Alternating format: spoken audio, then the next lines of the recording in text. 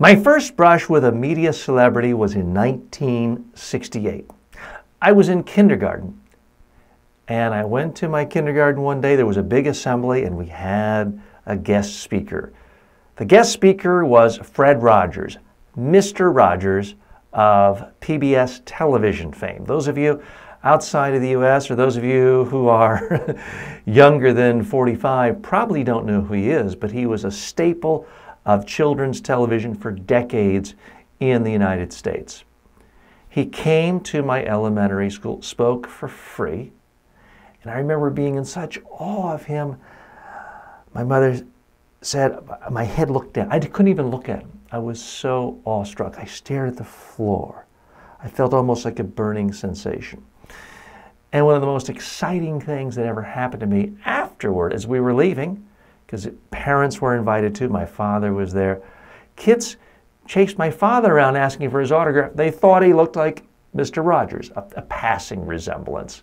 They both had dark hair at the time and were somewhat ordinary-looking white men. But I was so excited by that. And he's someone I watched every day for years. In fact, he's someone I still have my daughter watch occasionally. Now, fast forward about 25 years, it's now the mid-1980s. I'm being interviewed at WFSU in Tallahassee, Florida, by a well-known TV and radio talk show host there at the time, Gary Jordan. We finished the interview, and something reminded me of Mr. Rogers. Maybe I saw his face somewhere, or his image came up because he was on the air still.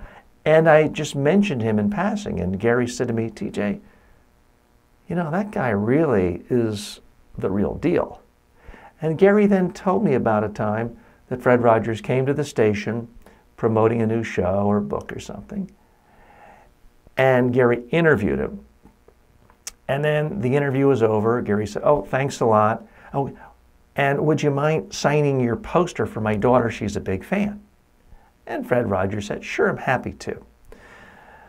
The next segment goes on. He says goodbye. Gary finishes his show. It's 40 minutes later. He walks out. There's Fred Rogers. Fred turns to Gary and says, is that Lori with an I or an E? It was so important to Fred Rogers to spell this kid, who'd never met the kid, to spell the child's name correctly. He waited around until the show was over just so he could ask. I gotta say, I'm not that good of a person. I'm not that patient. So I really have respect for Fred Rogers, who's no longer with us. But things like that do pay off. And I'm not saying Fred Rogers did that to get good publicity or to have people talk about him, but your reputation is set. And especially when you're around media people, they talk. They talk when you do good things like that and you show real integrity, but they also talk if it's the opposite. So the real lesson here is treat people the way you want to be treated. Treat everyone the same, whether it is someone above you, a producer who can get you booked, help your career, or the child of someone who's never going to know one way or the other. You treat all people well, and your reputation will correspond to that. Okay, so why do I tell that lesson? I do this for a couple of reasons. Again, the main reason is I want people to realize that if you want a great reputation, it is built by a lot of little small acts, how you treat people. And when it comes to communicating your brand, that is sometimes as important, even more important than the actual messages coming out of your mouth. So it could be something like that. It could be just a simple matter of don't ever make people wait for you. I might not be perfect as far as waiting 45 minutes to spell the kid's name right, but a part of my brand is I never make people wait for me. I don't rudely assume they're happy to wait for me. I show up on time or I'm early. I respect people's time. So keep that in mind. It's not just what you say, it's how you treat people, how you respect people. That's the message. Now, a sub-message of why I use this story is it just gives people a little better sense of who I am and how I was a little kid like anyone else, and everybody has someone they kind of liked or admired as a kid, and it sort of positions me.